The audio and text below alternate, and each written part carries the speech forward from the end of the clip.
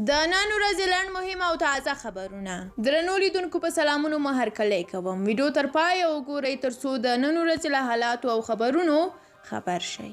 عبدالله د ملي مصالحې عالي شورا پخوانی رئیس ډاکټر عبدالله ته یو نږدې سرچینه وایي چې ښاغلی عبدالله او پخوانی ولسمشر حامد کرزی هم د مسکو غونډې ته دعوت شوي دي. له دې وړاندې روسیې ویلي وو چې د روانې اکتوبر میاشتې پر 20 پر افغانستان یوه غونډه راغواړي.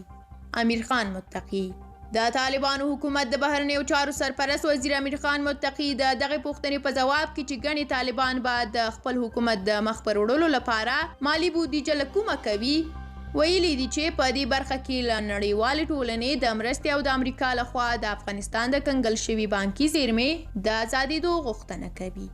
پاکستان کې د حکومت ضد مخالفو ګوندونو پاکستان جمهوریت غورځنګ PDM د تیلو په نرخونو کې پر زیاتوالي سختې نیوکې کړې دي.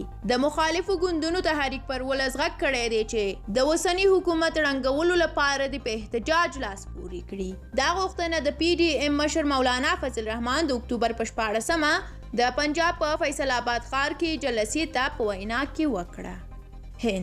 هند د افغانستان پر حالاتو د غور لپاره کنفرانس جوړوي. د هندي چارواکو په خبره په کنفرانس کې به په افغانستان کې د بشري بحران د مخنیوي په لارو امنیتي وضعیت او همداراز د طالبانو له لورې د بشري حقونو رعایتولو په اړه خبرې وشي او دا کنفرانس به راتلونکي میاشت جوړ شي. یونیسف د ماشومانو د ملاتړ لپاره د ملګرو ملتونو د مرستندوی صندوق یا یونیسف مرستیال مشر چې په وروستیو کې کابل ته هم سفر کړی وو په خپلو تازه څرګندونو کې ویلي دي د طالبانو پوهنې وزیر ورته ویلي دي چې طالبان ښایي په ټولو ولایتونو کې نجونو ته له 6 ټولګي پورته هم د تعلیم اجازه ورکړي. ننګرهار کې پر دیوالونو د شعارونو لیکلو لړۍ پیل شوه.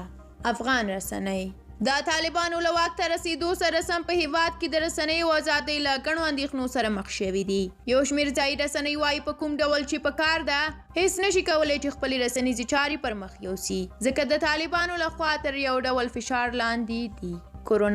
د کورونا وایرس د مخنیوي لپاره په مکه کې لګول شوي بندیزونه ختم شوي دي او له دې وروسته مسلمانان کولی شي د مخکې په څیر پرته له دې چې ټولنیز واټن مراعات کړي هلته لمونځونه ادا کړي. بلخ ولایت کې د اسلامي امارت د امنیتي پوځ په تشکیل کې د منصوري لښکر په نوم پیاوړی او مجهز ځواک رامنځته شو. دغه ځواک چې ځانګړي نظامي زده کړې کړي دي ډاډ ورکوي چې نور به مزار شریف ښار د غلو مفسدینو او سړي تښتونکو ډلو ټپلو ځای نه وي. او له دې سره د پای خبر هم دا چې د افغانستان پخوانی صدراعظم احمدشاه احمدزی مړ شو. احمدشاه احمدزی په 1990 کلونو کې د پخوانی شوروي اتحاد د ځواکونو پر خلاف په مبارزه کې له مهمو څیرو ګڼل کېده.